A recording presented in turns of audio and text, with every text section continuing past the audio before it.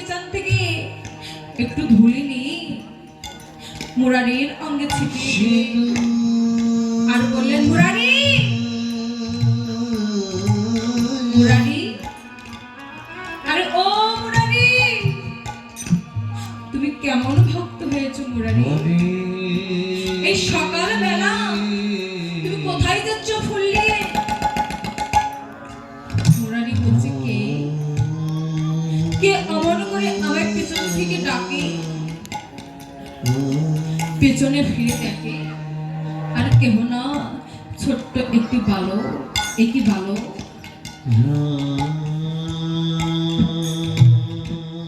তোমার কি পিতামাতা নেই? হ্যাঁ আছে। কি নাম তোমার পিতামাতা? আমার পিতার নাম জগন্নাথ মিশ্র আর মাতা, আমার মাতা হলেন ছচি দেবী।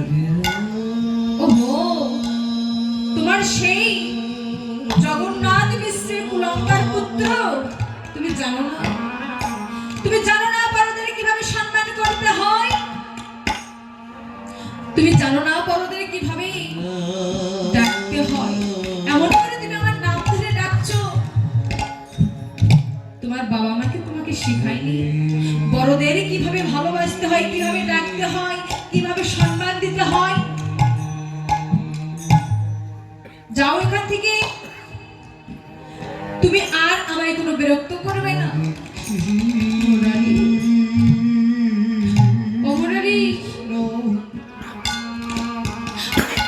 আমি তো আসতে চাই না,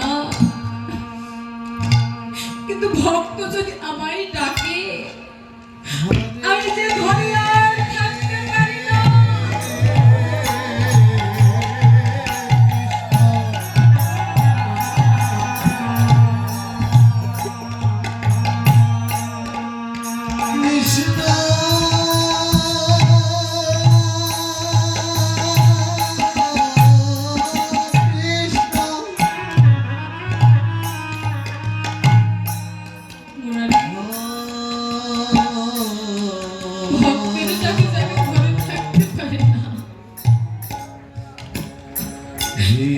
যে ভক্ত আমায় যেখান থেকে ডাকুক না কেন,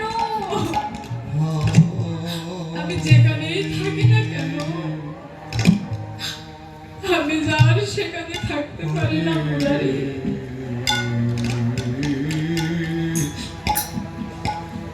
এবার মুরারি চলে গেল। মুরারি বললেন, কে তুমি? তুমি যদি আর আমার পিছনে যদি আবার এসেছো, তাহলে কিন্তু আমি কিন্তু তোমায় ধরে মারব। আবার আসলেন মন্দিরে। মুরারি যখন মন্দিরের ভিতরে যাব, আমার রাধা গোবিন্দের সেবায় যখন নিয়োজিত হলে, মুরারি আবার মন্দিরের পাশে এসে আবার মুরারিকে ডাকতে লাগলেন, মুরারি, আর ও মুরারি। মুরারি মন্দিরের ভিতর থেকে ডাকখানা শুনতে পেয়ে বললেন, কে অমন করে আমার নাম ধরে ডাকে? মন্দিরের দরজা খুলে দেখে আর কেউ না, সেই ছোট্ট বালক দুটি হাত করজোড়ে মন্দিরের এক পাশে দাঁড়িয়ে থেকে অমন করে ডাকছে। মুরারি কি করলেন? এবার নিমাইয়ের দুটি হাত জড়িয়ে ধরলেন আর বললেন, আমি তোমাকে নিষেধ করা সত্ত্বেও তুমি আমার পিছনে আবার এসেছো, আজকে আমি আর তোমায় ছাড়বো না। এবার ধরে আমি তোমায় মারবো। মুরারি, তুমি আমায় যত ইচ্ছা মারো, তুমি আমায় যত ইচ্ছা মারো, যত ইচ্ছা তুমি আমায় বলো। মুরারি, ওই যে আমি তোমায় বললাম, যে ভক্ত যেটা থেকে ডাকুক না কেন, আমি থাকতে পারি না। সেই ভক্তের ডাকে সাড়া না দিলে আমি না থাকতে পারি না। মুরারি, তুমি আমায় মারবে? মারো, মারো না, তুমি আমায় কত মারবে। মুরারি যখন নিমাইকে মারার জন্য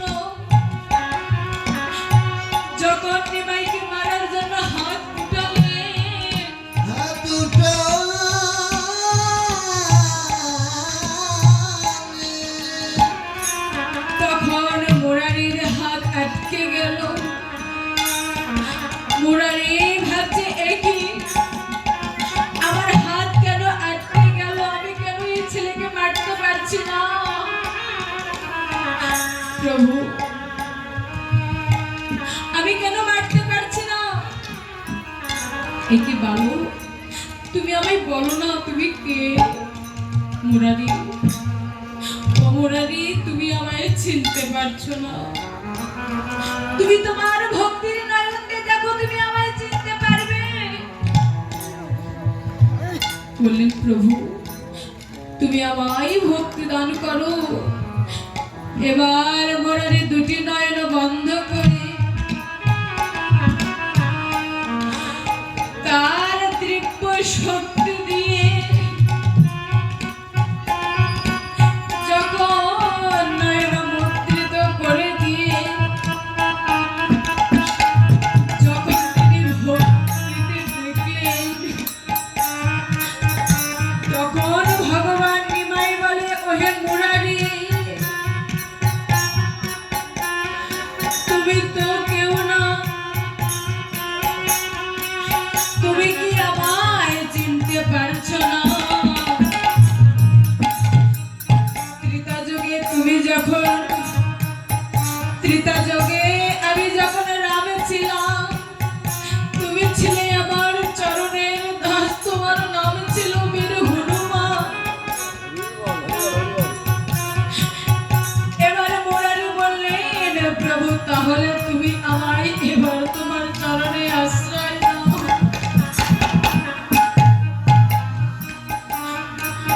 প্রভু বললেন, মুরারি না না, তোমার স্থান আমার চরণে নয়, তোমার স্থান কোথায় জানো?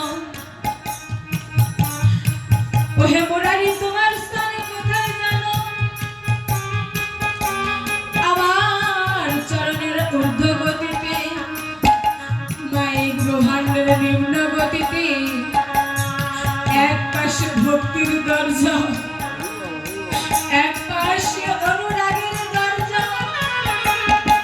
ওহে মুরারি, তোমার স্থান আমার চরণে নয়, তোমার স্থান আমার আছে জানো কোথায়? এক পাশে ভক্তির দরজা, এক পাশে প্রেমের দরজা। এই ভক্তির দরজা, অনুরাগের দরজা আমি খুলে দিলাম। ওহে মুরারি, এসো এসো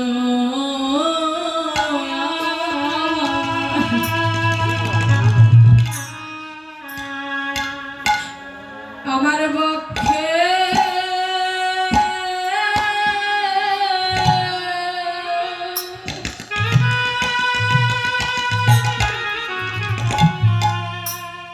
আমার বক্ষে এসো।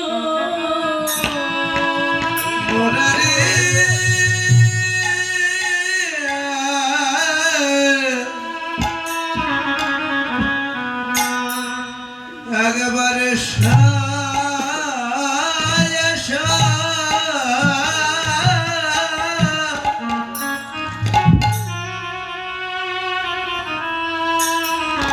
ওই আমার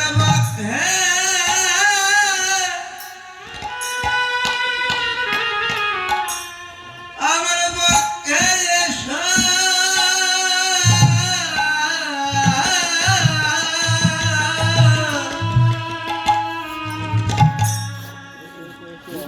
আমার তাপিত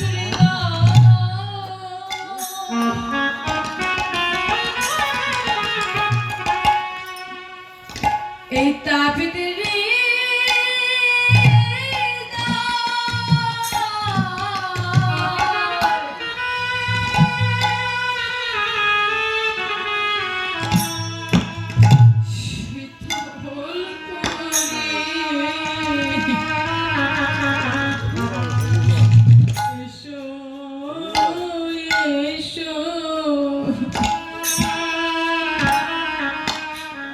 আমার বক্ষে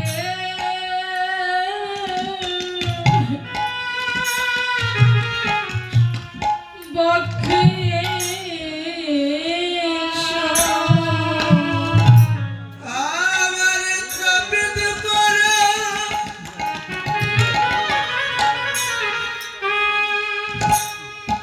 তপিত পারা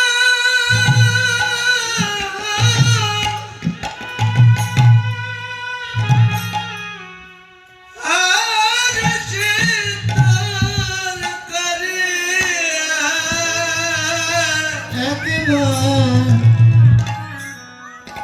একবার এসে এসে আমার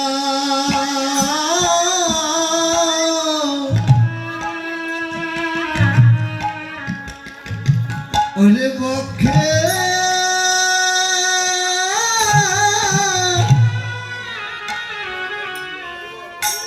বক্ষে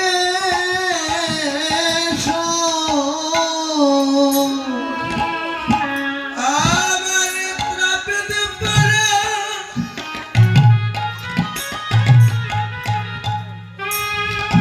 তপিত পারা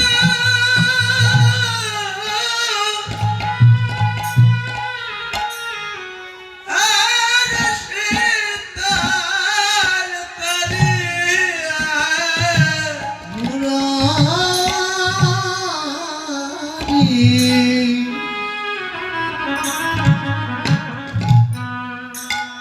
একবার এসো এসো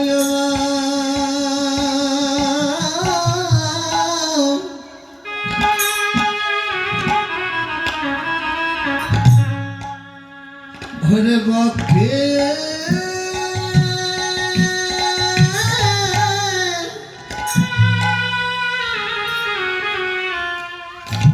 বক্ষে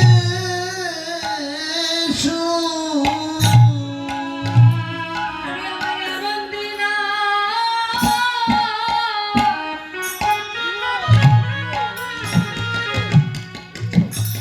আরে হয় কি না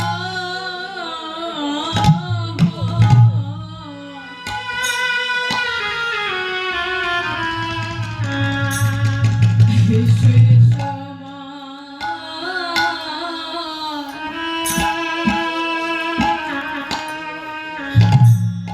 আমার বক্ষে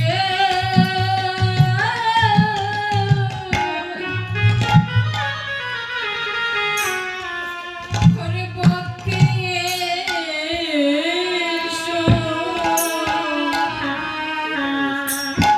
আমার এমন দিনা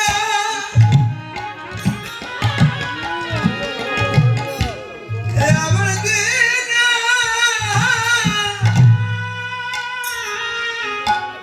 আরে হায় কি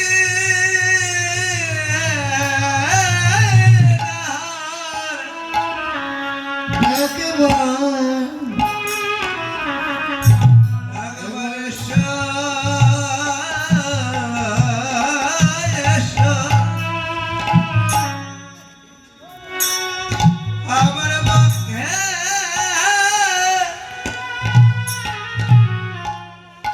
আমার বক্ষে এসো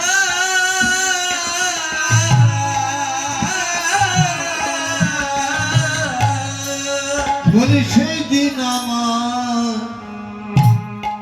কবে কবে বা হবে রে বলি সেই দিন আমার কবে বলো সেদিন আমার পাবে পাবে রে সেদিন আমার পাবে ওই সাধু গুরু ওকে বকে ধরা বলছে কবে ওরে সাধুগুরু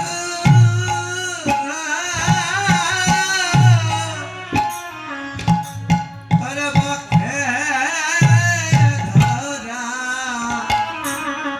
সেদিন আমার পাবে ওই সাধু গুরু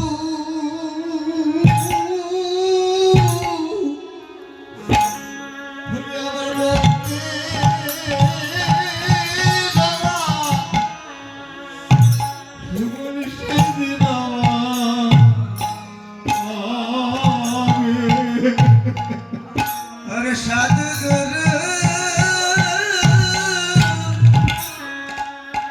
বকে ধরা ধরা মুর্শিদি আমার কবে ওরে আমার তিতাব জ্বালা ওরে দূরে যাবে মুর্শিদি আমার কবে ওরে তিতাব জ্বালা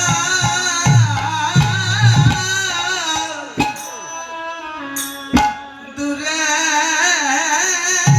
যাবে সেদিন আমার পাবে।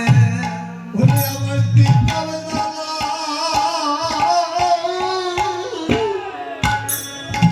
ওরে দূরে যাবে ওরে সেদিন আমার কবে ওরে তিতাব জ্বালা